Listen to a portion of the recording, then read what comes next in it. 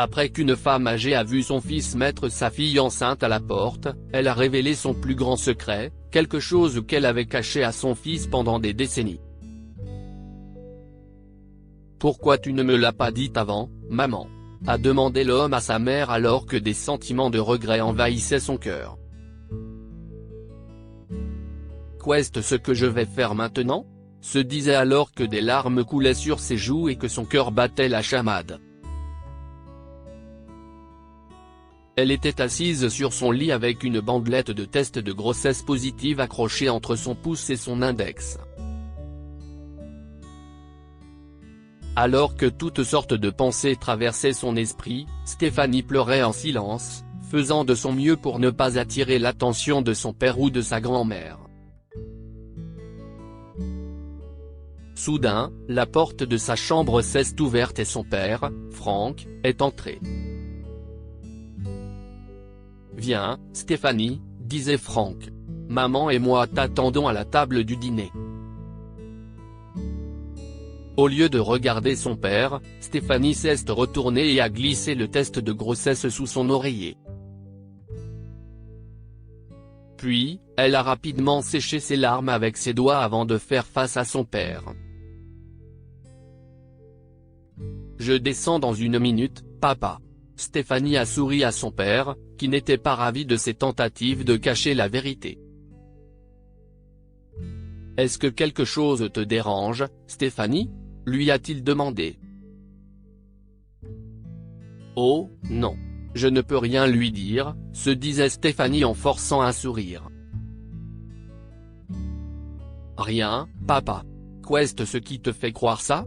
a-t-elle menti. « Je vois bien que tu pleurais juste avant que j'entre dans ta chambre, » a répondu Franck en se dirigeant vers le lit de Stéphanie. Il a regardé dans ses yeux qui avaient pris une teinte rose à cause des pleurs. « Allez. Tu sais que tu peux me faire confiance, n'est-ce pas ?» Franck lui a tapoté le dos.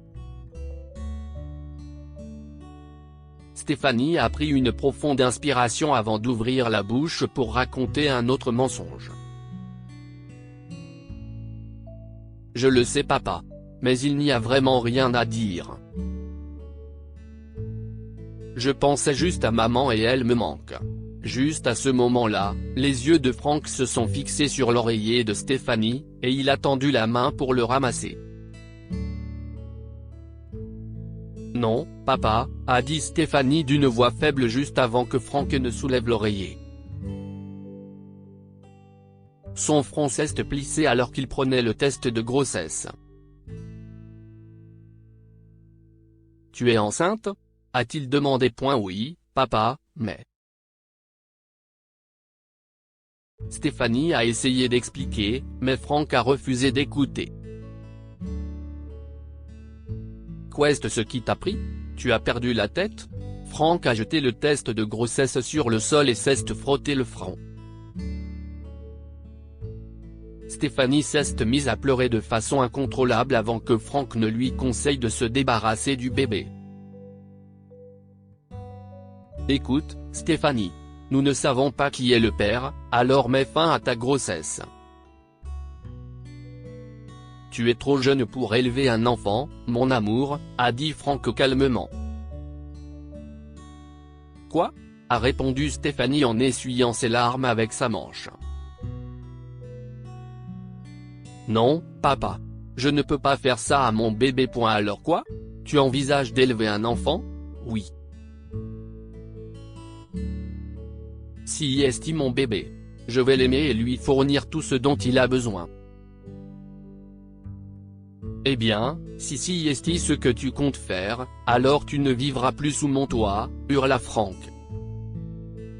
« Fais tes valises et va-t'en. » Alors que Franck sortait de la chambre de Stéphanie, elle ne pouvait s'empêcher de pleurer. Comme elle n'avait pas d'amis ou de famille en ville, elle ne savait pas où elle allait vivre après avoir quitté la maison de son père. Cependant, Franck ne lui avait laissé aucune autre option que de partir. Après quelques secondes de silence, Stéphanie s'est levée et a jeté ses vêtements dans un sac. Elle a gardé tout ce dont elle avait besoin et a descendu les escaliers tranquillement pour ne pas avoir à affronter sa grand-mère, Margaret. Alors que Stéphanie franchit rapidement la porte d'entrée avec son sac, Margaret a senti que quelque chose n'allait pas.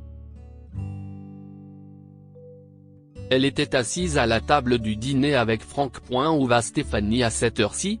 A demandé Margaret à son fils. Je pensais que tu l'avais invitée à dîner avec nous. Elle ne reviendra pas, maman, a répondu Frank.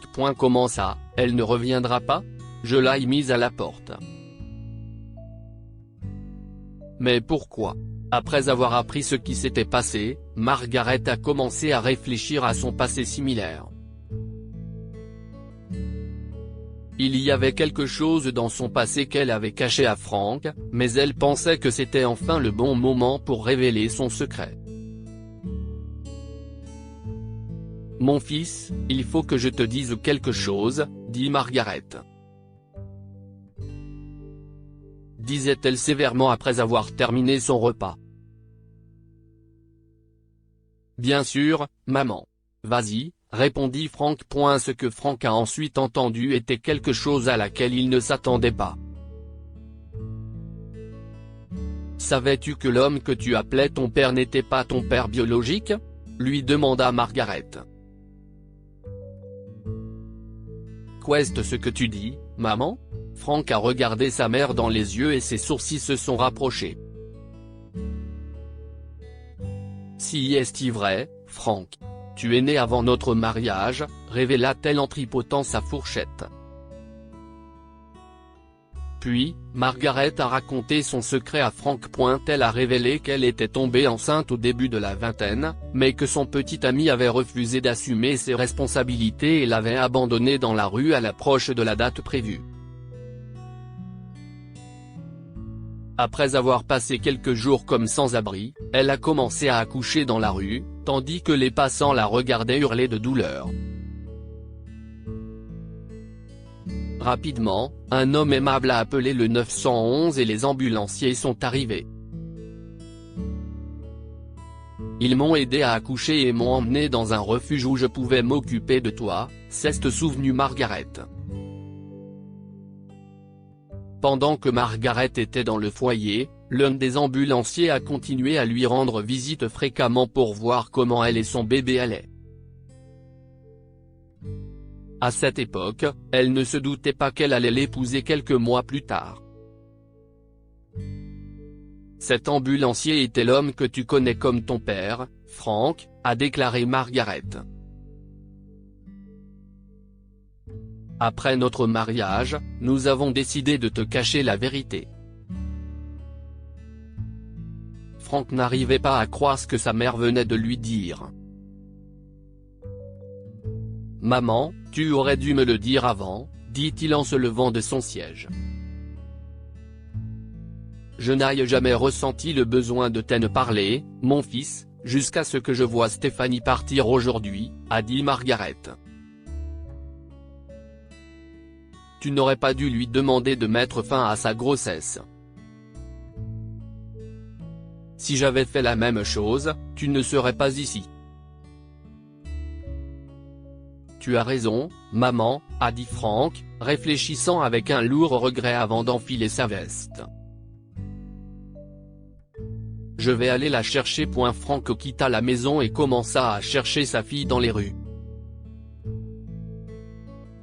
Bientôt, il atteignit le parc du quartier et pensa à la chercher à l'intérieur. La voilà, se disait Frank quand il vit Stéphanie assise sur un banc, le visage enfoui dans ses mains. Hey, Stéphanie, a-t-il crié. Papa ? Stéphanie l'a regardé avec des larmes dans les yeux. Je suis vraiment désolé pour ce qui s'est passé tout à l'heure, ma chérie, a dit Frank avant de prendre sa fille dans ses bras. Puis, il a partagé avec elle tout ce que Margaret lui a dit et lui a demandé de rentrer à la maison. Nous allons élever ton enfant ensemble, Stéphanie. Personne ne te demandera de te débarrasser de ton bébé, lui a-t-il assuré. Finalement, Stéphanie a accepté les excuses de son père et est rentrée à la maison avec lui. Pendant les mois suivants, Franck s'est occupé de sa fille en s'assurant qu'elle a tout ce dont elle a besoin pour rester en bonne santé et donner naissance à un beau garçon, bien portant et plein de vie. Que pouvons-nous apprendre de cette histoire? Ne jamais abandonner les personnes que l'on aime. Après avoir appris la vérité, Franck a instantanément regretté sa décision de mettre sa fille à la porte. S'il n'avait pas renoncé à elle plus tôt, il n'aurait pas eu à se sentir coupable. Parfois, il faut attendre le bon moment pour révéler la vérité. Margaret aurait pu dire à son fils que son mari n'était pas son père biologique, mais elle ne l'a pas fait avant de penser que c'était le bon moment. Partagez cette histoire avec vos amis et votre famille. Elle pourrait égayer leur journée et les inspirer.